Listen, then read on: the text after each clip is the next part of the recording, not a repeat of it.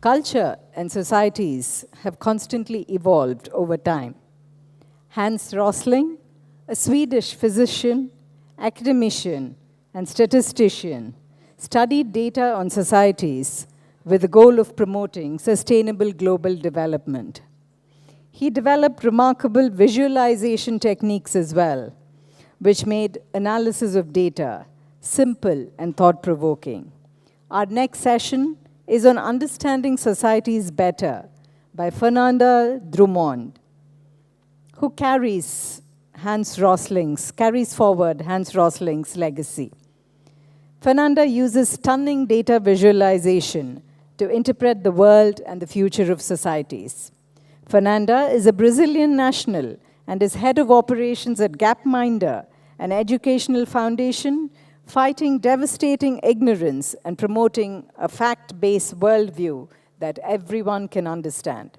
She holds a Master of Science degree in Development Studies with a background in international relations. She began her journey in Gapminder as an intern. Demography and frame analysis are her main interests, and she believes that understanding global trends is the key to sustainable future. Put your hands together to welcome Fernanda Drumond.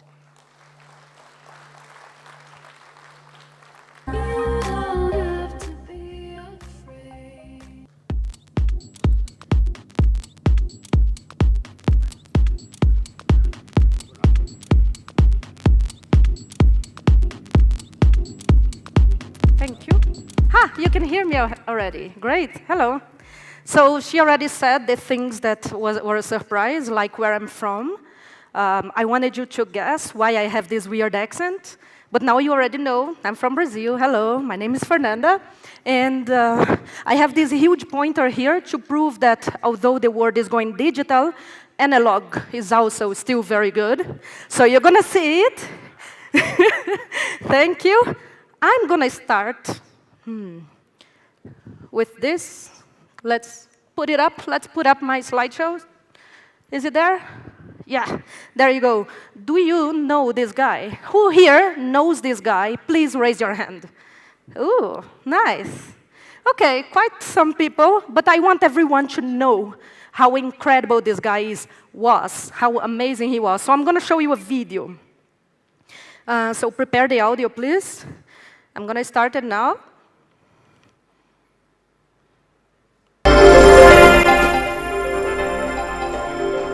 Visualization is right at the heart of my own work too. I teach global health. And I know having the data is not enough. I have to show it in ways people both enjoy and understand. Now, I'm going to try something I've never done before. Animating the data in real space, with a bit of technical assistance from the crew. So, here we go. First, an axis for health. Life expectancy, from 25 years to 75 years. And down here, an axis for wealth, income per person, $400,000, $4,000, and $40,000. So down here is poor and sick, and up here is rich and healthy. Now, I'm going to show you the world 200 years ago, in 1810. Here come all the countries. Europe brown, Asia red, Middle East green, Africa south of Sahara blue, and the Americas yellow. And the size of the country bubbles show the size of the population.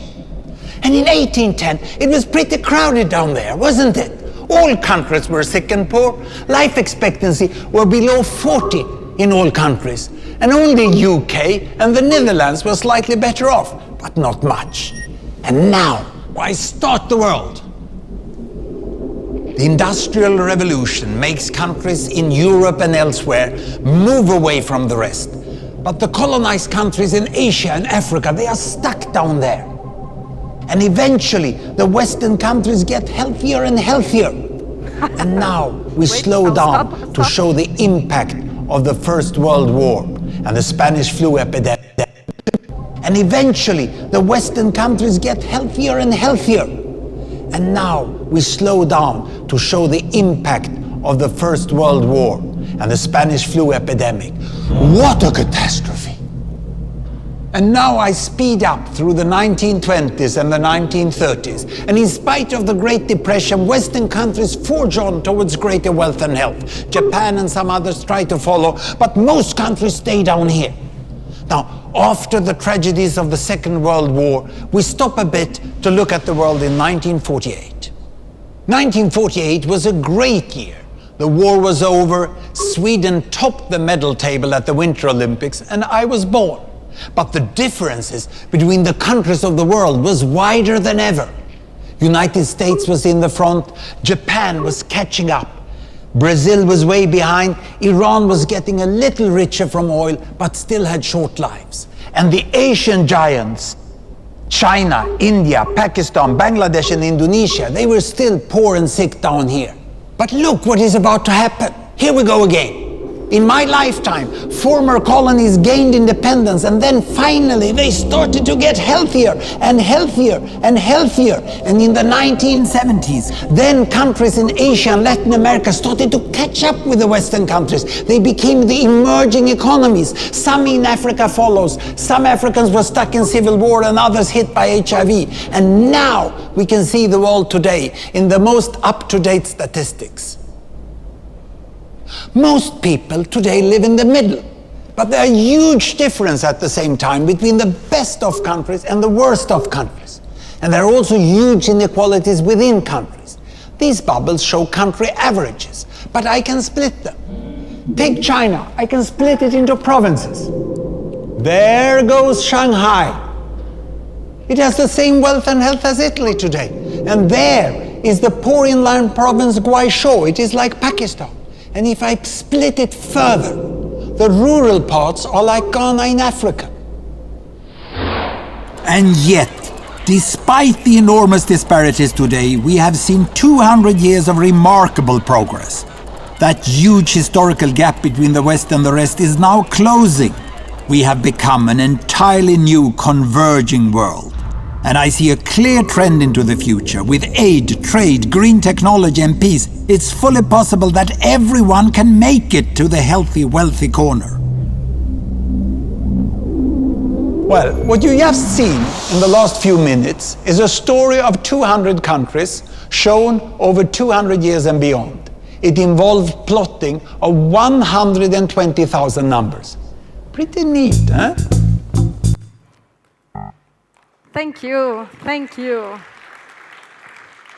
So he was amazing. He was, I worked with him as his assistant for many years, but he sadly passed away last year because of pancreatic cancer. But we are here keeping on with this journey in trying to bring a fact-based worldview for you. You might think that you already knew that. I think you think that because you have seen India progressing so much in the last decades. So you may be, and you are all very well educated and all, so maybe it's not such news for you, but it is huge news for the world to get to know this and to see data shown like this, to see public data made available and understandable. And this is what we do at Gapminder. We make data available. These are the founders of Gapminder. This is Hans, his son, and his daughter-in-law. And why did we start this? Why did we create that visualization? I know that movie is a bit old now, right? 2009, the data is not updated. We have more updated data, but unfortunately, Hans can't present it to you anymore, so I'll do that, no worries.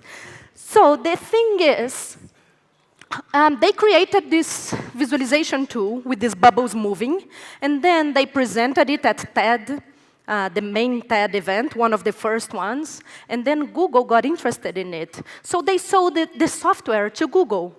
So Ula and Nana went over there and started working at Google, and this is what they worked with. Look at this. They started working, making, oh, this is much better, thank you. They started working making indicators available on Google searches. I just made this search here yesterday for this presentation. Before, let's say, 7, 10 years ago, indicators didn't show up like this. Indicators didn't show up on Google. So this is what Anna and Ula, our founders, were doing there, making sure that people can access public data and making sure that data is actually made public. So they put pressure on organizations like the World Bank to make data available and free for everybody. But the problem is, now we see life expectancy of India, and this shows up. The problem is that while they were working at Google, they realized that people don't search for indicators on humans. They search for life expectancy of cats, life expectancy of dogs, but not of people. So we realize people, whether they don't want to know, they don't care how, the world looks like, or maybe they don't know that this data exists. So we decided to, okay, let's solve that problem. We're going to give you the data. But to know what you need to know, we first need to know what you already know. That was very complicated, right? I'm going to make that clear. But I'm going to need your help, your participation. I want you to answer this question for me. And we're going to answer it by raising your hands, okay? It's like this. What's the life expectancy of the world today? Who thinks it's A, 70 years? Raise your hand. Who thinks it's B, 60 years? Ooh, most of you answered B. I shouldn't say that. Wait, who thinks it's C? Raise your hand. All right. Most of you answered B. Do you want to see the answer? Ta-da! Less than 1/3 of you answered, from what I see over here, of course.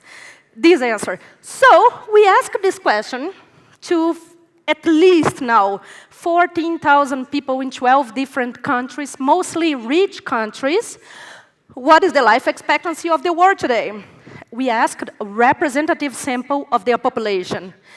And this is how they answered. Look at that. So South Korea and Canada and United States, Germany, blah, blah, blah, they answered 49%, 43% knew the right answer. That's okay-ish. We wish people knew that the answer is 70. This is the life expectancy of the world today. Of India, I checked, it's 68. Not so far. This is incredible, incredible progress. And people don't know that. If we asked a chimpanzee to choose an answer, put A in a banana, B in another banana, and C in another banana, and asked, what is the right answer? What's the life expectancy of the world today? We think they would choose randomly, right? I guess. They don't know about life expectancy of humans. I'm sure they don't know of chimpanzees either. So 33% would be a random answer. That's what we think. And Hungary, Sweden, and Japan did worse than the chimps. We lost to the chimps. How did you answer? Most of you answered very badly. You didn't get this answer correctly. We asked this to India as well, and this is how you answered.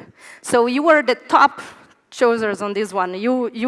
Most of you, not most of you, not even half of the population answered correctly. Oh my God. All right. This, then, is what I'm talking about. This is what we do. We make data more understandable.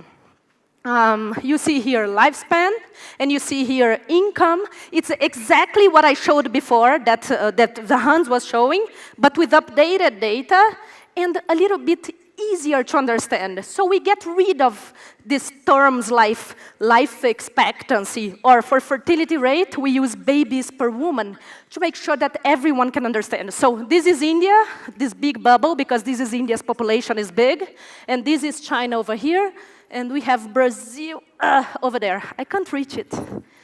So we are proposing at Gapminder to stop using, and I have seen somebody already saying that word here today, stop using the word developing countries. India is not just a developing country. There are so many developing countries that we end up putting all them together, including Brazil, as if they were bundled up, and it doesn't have any meaning because the countries are in very different economic levels. We are proposing at Gapminder to use, just like the World Bank does, level 1 for low-income countries, level 2, lower-income country, level 3, and level 4. Rich countries are level 4, like that. See? If we do it like that, then Democratic Republic of Congo is here. It's very different from India, who is different from China, who is different from the United States. Oh, I didn't explain the colors, right? My bad. All right, let's do this again. Africa is blue. Asia, including Russia, is, including Oceania, is pink. The yellow is Europe. And green are all the Americas together. Now you can identify India, right? So here you go. This is me. This is where I have lived. I am married to a Nepali, so we have Nepal over there. I have lived in India, and in Nepal. I have lived in India for 3 years. I lived in Delhi. It was an amazing experience. I've been to Bangalore as well before. Amazing city. I love it very much. And then I see now how it's a little different from my income country. Different in certain terms, and similar in other terms. And the United States and Sweden. This represents much better the state of the world today than just saying developing countries, doesn't it? Okay, one more question for you. Where does the majority of the world population live? Don't think of developing countries anymore, all right? A, low-income countries. Who thinks most of the people in the world live in low-income countries? Raise your hand, please. Okay, I see maybe 30 people. Who thinks middle-income countries? Raise your hand.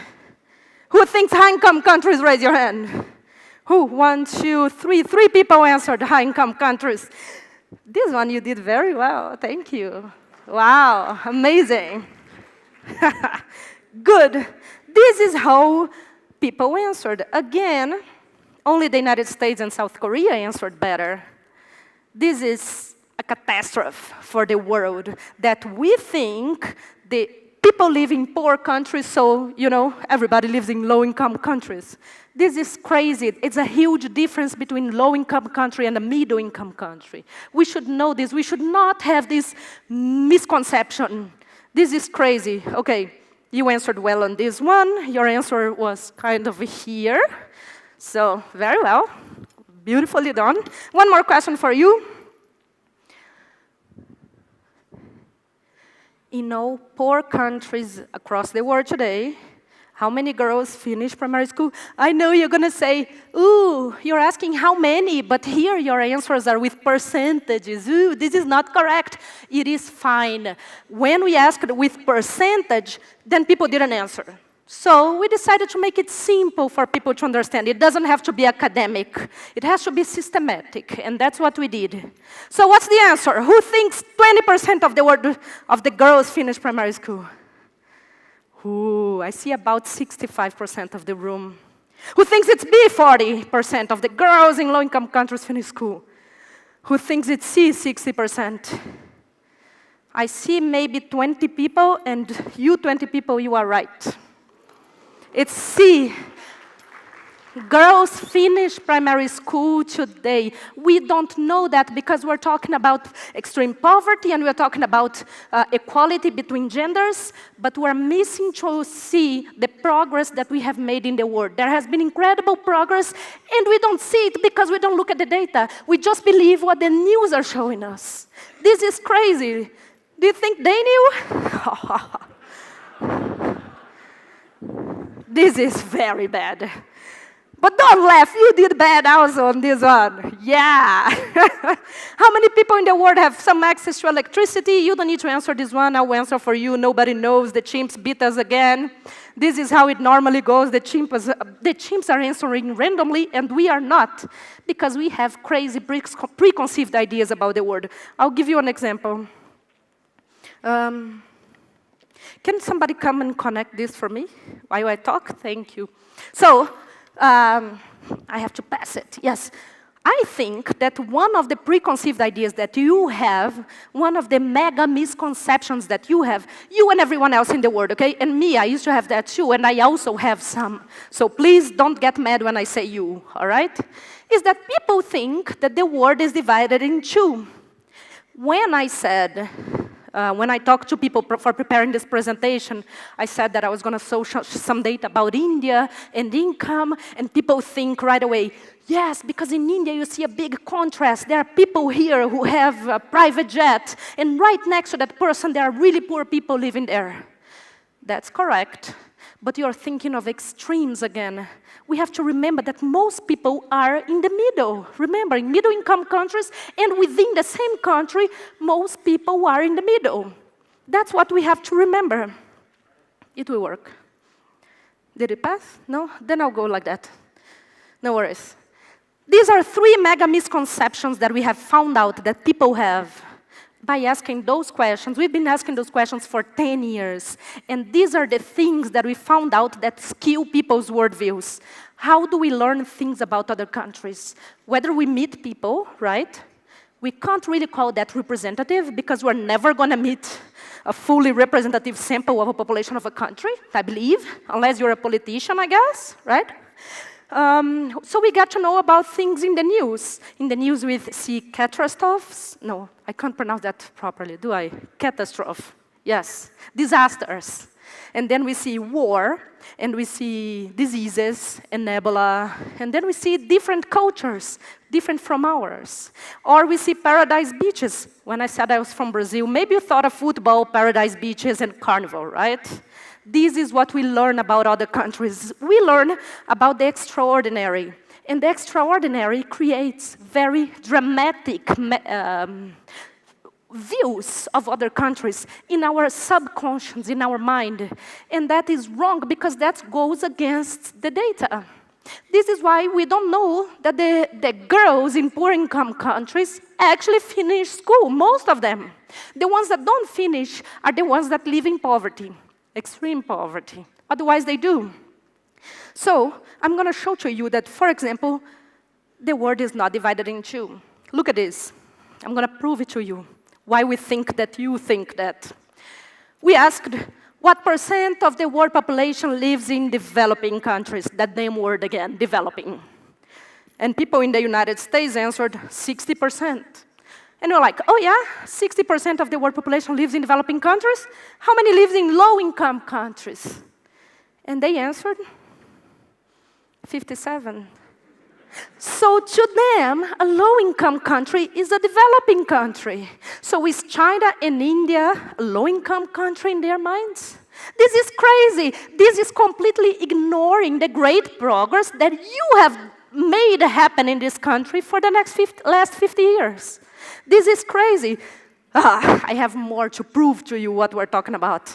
We think that people have a dramatic worldview, and I'm going to show you.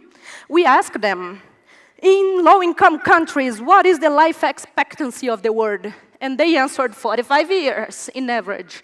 How many % of girls finish primary school? They answered like you did, 20%. And so on, improved water, insufficient food, and vaccination.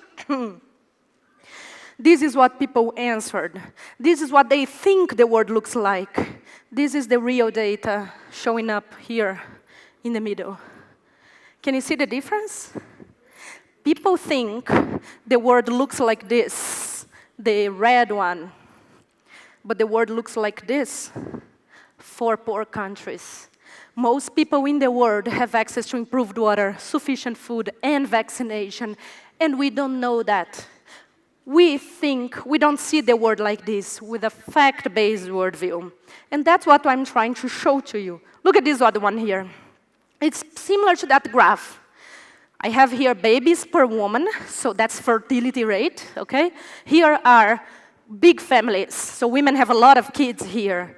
And on this axis here, I have child mortality. So the number of children who die before age of 5, all right?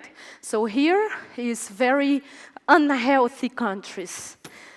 You could, back in 65, call the countries something like that. There was a division, developed and underdeveloped. If you want to talk about global health, the world today looks like this. There is almost no country there that can be called developing. It's a very wrong way of calling countries. Let's talk about income then. This is a video. This is the income mountain of the world. the amount of people who here show how many people there are in this income level. And this here is the income level. This is rich. This is poor. This is the extreme line, extreme poverty line here, right here. I'm trying to show over there the population of Sweden, because I give this presentation in Sweden, but it's so tiny compared to the whole world that I decided not to show it again. So India is this one over here. So this is how the income per day, GDP per capita, has changed since 2 centuries ago. Now I'm trying to go forward fast, see? So you see the difference. World population is growing, and people are getting richer. Back in '85, when I was born, the world kind of had 2 humps. But today it's changing into a dromedary, from a camel to a dromedary world. It's a huge difference that we don't see, because this is slow change, slow progress. People don't see a slow change. People see dramatic messages. Look at that. People think the world is like this. Remember, I just told you about the extremes? While in reality, it's like this. We are about 7 billion people in the world today. Thank you. We are 7 billion people in the world today. Okay, we're a bit more than 7 billion, but we're rounding down. When we reach 8, I'm going to put another dummy over there. This is very rich people living on level 4. We have a car. We go on holidays. We take airplanes to travel. We are here. I am here. All of you are here. Maybe we're not before, but I think you are here now. Maybe some of you are not. I don't know you. I don't know your personal story. But I'm pretty sure now you guys are here too. And 2 billion people in the world live here. Most people in the world live here. Remember that. And 1 billion people live in extreme poverty in the world. These are official statistics that we round up or down just to make it understandable. Remember, the world is not divided in 2. I have one more question for you now. I actually have plenty of them. How many children in the world is vaccinated against diseases? Which means how many children in the world get access to vaccination? 80%. Who thinks it's A? You learned, right? You got that it's the best answer normally. 50%, raise your hand. I got some. C. What is that? 20%. No one? No 20%? You understood it already. Very well. There you go.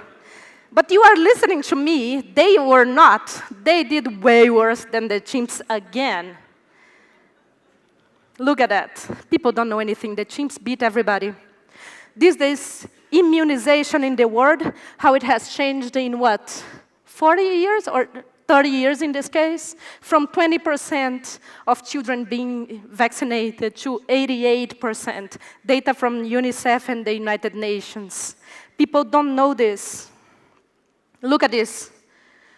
People think that the world is getting worse. We hear that all the time, and I'm sure a lot of you think that the world is getting worse. You don't believe me? We asked, is the world getting better or worse? Okay, brace yourselves for this. I don't need to explain that the red is the amount of people who think that the world is getting worse. Look at France. 3% of the respondents said that the world is getting better. Everybody. This is ridiculous that this graph is red instead of green. There is plenty of data showing how the world is less dangerous and how it's getting better, it's progressing. We don't see that because we see dramatic news and we talk to people and we think, oh, this disgrace is going on over here and over there. We forget about the slow progress. People think the world is getting worse. This is crazy. How did people living in extreme poverty change in the last 20 years? The answer is there already. I don't need to ask you. Did you know that it halved? Good. I'm glad you knew. They didn't know, and the chimps beat them again. Exactly. I think Sweden did well here because of Hans Rosling. We are based in Sweden. That's why they knew. We actually asked this, and that was correct. People don't know that. India, this is how India answered. 16% only knew the right answer. And the reason why extreme poverty has lowered almost to half is in a big account because of India progressing and getting richer, and China getting richer. And you guys don't know that either. This is crazy. We have to show this to the world. This is how extreme poverty has changed in the last 200 years. Okay, fine. This is too far away to know. I'll show you a better graph, 30 years. This is how extreme poverty has lowered from there to here, and this shows future, all right? This is important now. Fragile states. Most of the people living in extreme poverty in the world, in the future, is going to be simply those who are in fragile states. We did and we are doing what we can to take people out of poverty. This is the hard part. What we have done so far and India is doing is working, but that was the easy part. The hard part is coming. This is what Hans Rosling showed to me for us to understand extreme poverty. I know you think you know extreme poverty well, because you are here, you see the contrast, and you see people who work for you and they are very poor. But it's very different from living in extreme poverty. This is a village. Imagine any village here in India that you can think of. Any village in the rural area that is far, far, far away. Usually there is a river, and then people build a road. And this is where trade and commerce happens, and then you have schools, and then you have businesses, right? Temples, etc. The pockets of poverty, is where we find people in extreme poverty, here and here. It's not the people who are here. It's not the people who come and travel to Bangalore and move here to work for us. It's them. They are in extreme poverty. The ones who are able to come here and come to Bangalore and to Delhi for work, they are already a little bit better off. This is how the world looked like. This is how the world looks like now. This is the amount of people who live in this income level. Most people in the world have about 2 babies per woman. This shows a couple, and they are being replaced by 2 children. People in extreme poverty, they have 5. This is what brings up the fertility rate. People who live in extreme poverty. Fertility rate of India is 2.4 today. In the world is 2.5. You are a little bit below, and the reason why you are not 2 exactly is simply that because there are still a lot of people in poverty. As soon as people get out of poverty, you see a drop in fertility rate as well. Look, I do not have time to talk to you about the amazing progress that has happened in the world. So I'm going to show you really quickly many things that are going much better, but we don't talk about, because we see bad news on the news, and then we see bad things going on TV, and we go to another country and we see bad things, but we forget the amazing things that are happening in the world that nobody talks about. But there is data available, so why aren't we looking at it? See? Oh, went back to immunization again. People, number of children, and smallpox going down, and disasters, and etc. I want to call attention to this. Look at this. How many people in the world are vaccinated? How many children? Most of you studied or are studying, right? Or have graduated from business school. So you probably want to go to the World Economic Forum. There's a D missing there. The most intelligent and powerful people in the world at the World Economic Forum didn't know this. These people impact our lives, impacts the lives of everybody in the world, and they didn't know this. How can you make decisions on where to invest, where to get your supplies from if you don't know the world? Thank you. This is serious, very serious. Look at this. People think that the world population is just increasing, and it's awesome to talk about that here in India, because we know that in about 6 years, the Indian population is going to reach the Chinese population, and after that, we are going to surpass China, right? It's going to be the most populous country in the whole world. And we think that population is just booming and exploding, and we're going to keep going like that. It's a tremendous disaster. That's what people think. I know. Let's see. Where do people live in the world today? Another question. I'll let you think about this one for a minute. Each dummy is 1 billion. Which one better represents where people live in the world today?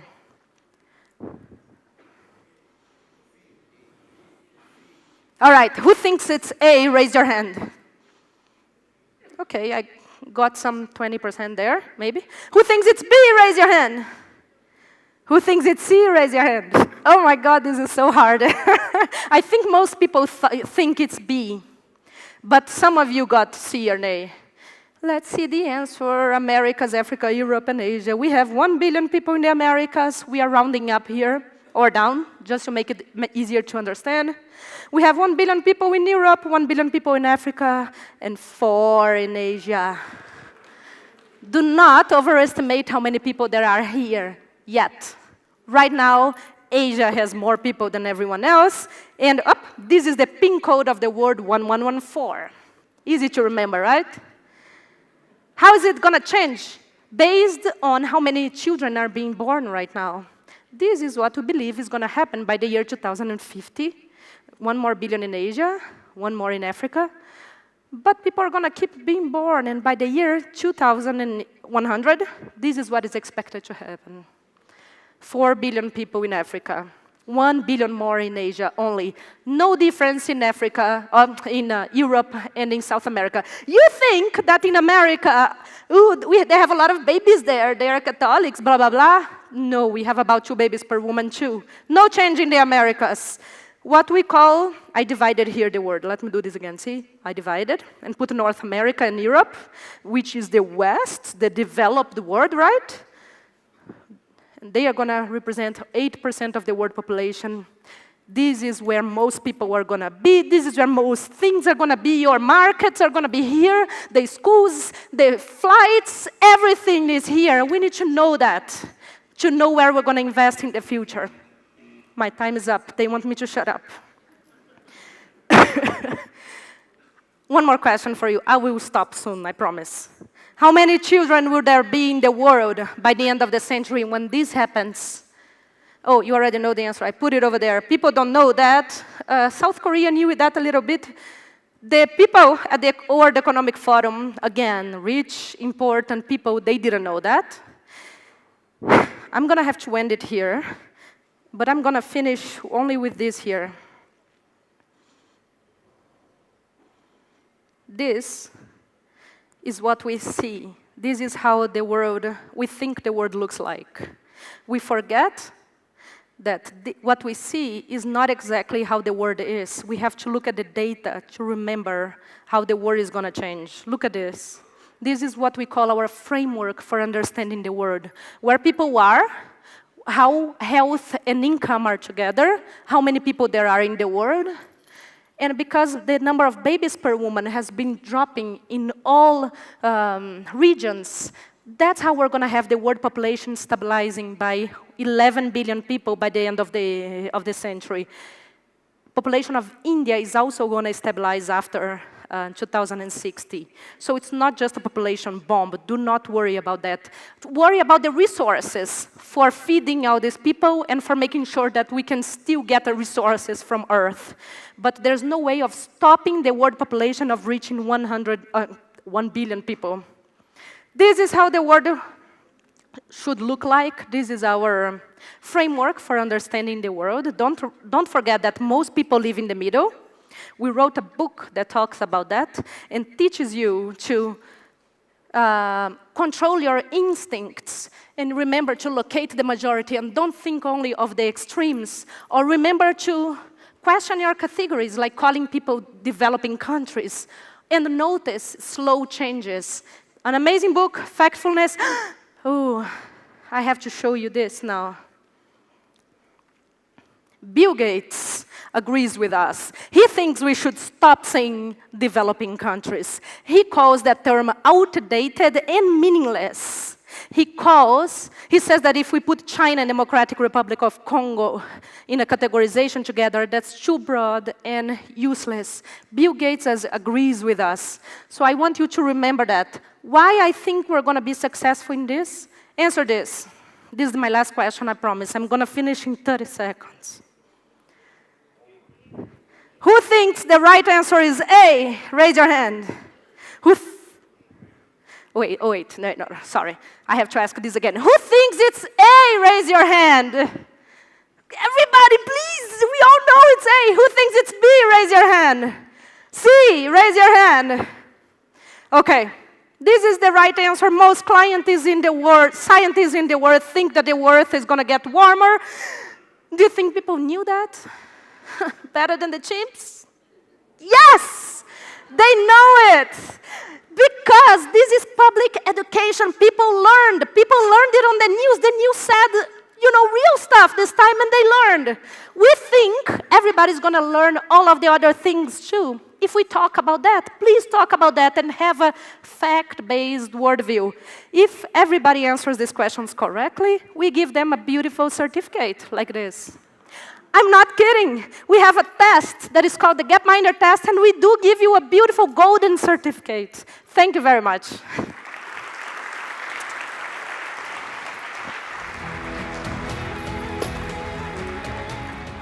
So shall we just take a couple of questions from Sure. the audience?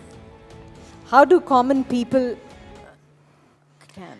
How do common people battle the fake news and extreme news which can polarize mindset? Oh, this is very important. Polarizing mindset is one of the worst things that is going on.